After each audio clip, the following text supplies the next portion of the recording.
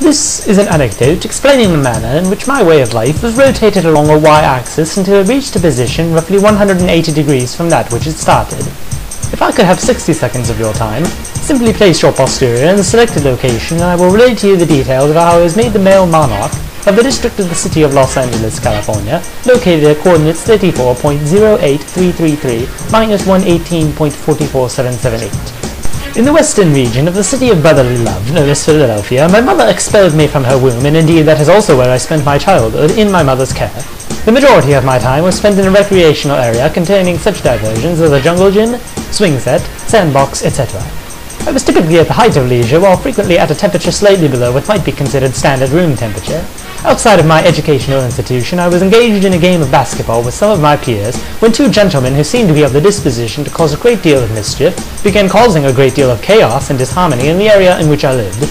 I was involved in one rather small bout of fisticuffs, after which my mother became concerned for my general safety and well-being, and she informed me I would be moving in with her sister and her sister's husband in the previously mentioned community located at the previously mentioned location. I implored my mother to relent approximately 24 to 48 hours ago, yet she gathered my belongings in a somewhat flat, rectangular-shaped piece of luggage and expelled me from her presence. She then placed her lips upon my cheek in an affectionate manner and handed me a pre-purchased pass for public transportation.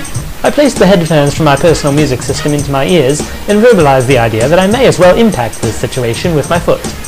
Traveling in the highest available level of comfort, this is indeed an unfortunate situation, although I make this statement with some irony.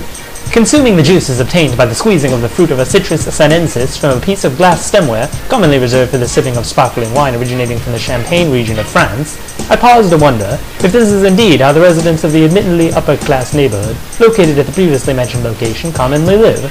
Indeed, I find this situation to be rather to my enjoyment. I puckered my lips and exhaled forcefully to produce a shrill note in order to gain the attention of a taxicab driver, and as the driver approached, I observed his California vanity plate, which, in place of the traditional jumble of alphanumeric characters, used only the letters F, R, E, S, and H, spelling out the word fresh.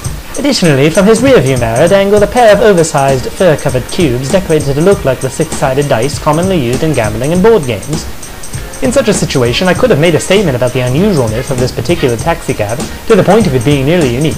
Instead, I cognitively decided against it, and instead informed the driver that he should deliver to me what was to be my new home in the community located at the previously mentioned location.